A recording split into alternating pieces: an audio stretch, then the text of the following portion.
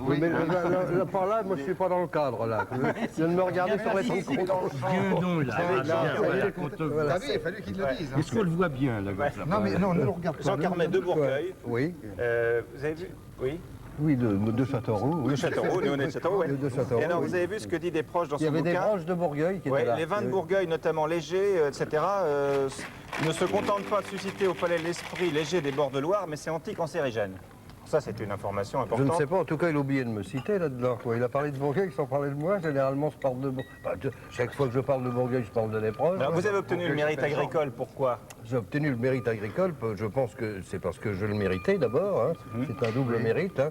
C'est parce que je pense avoir dit beaucoup de bien et fait beaucoup de bien autour du vin de Touraine, non seulement autour de la promotion, mais j'ai certainement donné, peut-être en indiquant aux gens, avec mon camarade Coff et mon camarade Depardieu, en dehors de ces moments d'aberration, hein, où il boit autre chose que du Bourgueil, hein. Et ben je pense qu'on a donné quelquefois du bon goût aux gens en leur communiquant ce qui semblait être notre goût. Il paraît qu'en cave, tu as toujours un roulement de 300 bouteilles. Minimum. Non, pour ça, ben, quelquefois... Par 600. Et vous êtes souvent fourré au Canada, pourquoi? Je vais au Canada pour Pareil, faire, vous êtes amoureux pour de... faire du Canada. Du Canada, oui, bien J'aime sûr. beaucoup le Canada. Il est totalement amoureux du Canada. J'aime beaucoup le Canada, bien sûr. Mais là-bas, j'ai fait une promotion autour du vin de Bourgueil, d'ailleurs, parce que la première fois que j'étais au Canada, c'était en juillet 83. Eh bien, il y avait un salon de vin, et là, il y avait un viticulteur de Bourgueil qui s'appelle Monsieur Morin, hein, et qui était là, qui essayait justement de promouvoir son vin. C'était pas tellement commode. On en a parlé pas mal, et cette année, on en a vendu 20 000 bouteilles. Il y a des bons vins là-bas au Canada. Au Canada, oui, il y a des vins américains, puis il y a des vins d'exportation de Bourgueil qui sont excellents. Je savais pas qu'il voyageait bien. Alors, Jean-Pierre Il voyageait bien. Jean-Pierre Coff viendra tous les jeudis dans Zénith nous parler, parce que c'est un personnage extrêmement snob, comme vous savez. Il viendra nous dire ce qui est ringard et ce qui est dans le coup. Alors, lui, il peut vous en parler de ce qui est ringard. Oui, c'est vrai que je pourrais en parler sérieusement. Alors, Jean-Pierre, tous les jeudis, alors vous donnerez des tuyaux. Avec Depardieu, pour un duo de ringardistes assez extraordinaire. Bien. Et alors, ouais. Alors attendez, voilà, il y a aussi, alors il y aura d'autres amis qui viendront avec nous, c'est Christophe de Chavannes qui viendra, lui, chaque lundi, nous parler des gadgets, et Alain Chabat qui sera le fouille presse de cette émission. Alors là, il est avec une petite voiture qui est pour les enfants, soi-disant, et qui nous présentera plus longuement très bientôt, et qui vaut, vous savez combien ça vaut? Non. 8 millions de centimes. 8 millions. C'est une Ferrari. Voilà, Mais ça, très bien. Ça, c'est très cher. Et Alain Chabat, qui est à ses côtés, fera une revue de presse pas ordinaire, c'est-à-dire qu'il ne lira pas que les journaux très sérieux, il s'intéressera à la presse dite marginale, à la presse de charme, sur les articles de fond, bien entendu.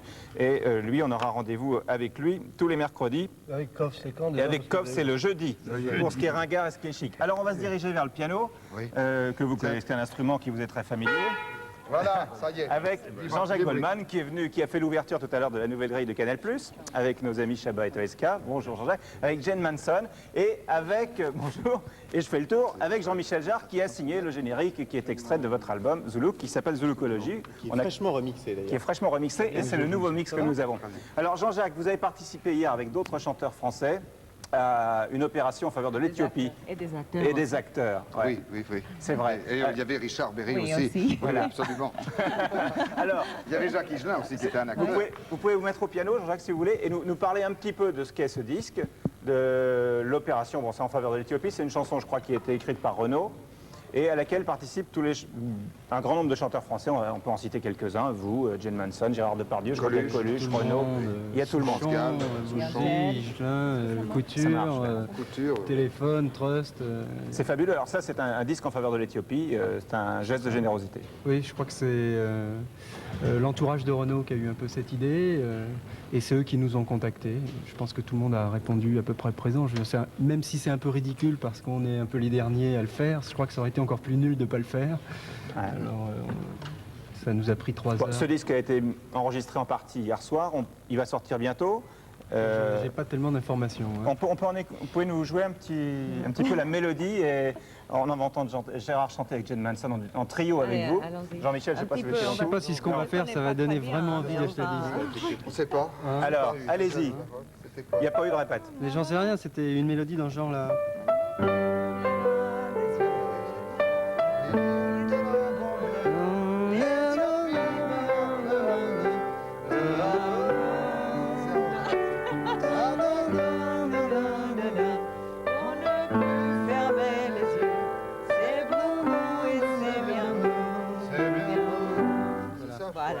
Et ça donne C'était pas le refrain. tellement. C'est vraiment, Ouais. c'est encore plus beau. Hein. Je m'en doute. C'est ça, mais Encore plus beau. Encore plus beau. Bien, alors vous avez passé quelques semaines de vacances. Vous avez fait le premier break de votre carrière, non? Ça, c'est déjà fini depuis longtemps. C'était juste après la dernière tournée, donc après le mois de mai, vers juillet-août. Mais depuis, faut refaire un album, quoi. Voilà, au turbin. C'est ça, ouais. Bien, Jean-Jacques. Alors Jean-Michel Jarre, lui, a signé le générique de l'émission, donc qui s'appelle Zoulocologie, hein, c'est ça? Oui, absolument. Seule Oui. traite. Alors moi, je vous ai vu souvent à vos manettes d'instruments, et je me suis dit, mais après tout, est-ce qu'il sait jouer de la musique? Parce que c'est différent, ça n'a rien à voir avec le piano simple. Oh, c'est pas tellement éloigné, c'est différent, ça se branche. Quoi. Ouais. Il faut le brancher, c'est tout. Et vous pouvez jouer du piano quand même? Oui, enfin pas ce soir, parce que je laisse ça à Jean-Jacques Goldman. C'est vrai, vous voulez pas nous jouer un petit quelque chose? Non, pas ce soir. Bon, Zoulou, vous pouvez pas jouer au piano, ça peut jouer Ah non, que il sur des airs qui faut un peu plus d'instruments quand même Ouais. pour le faire. Et la mélodie comme ça, à plat?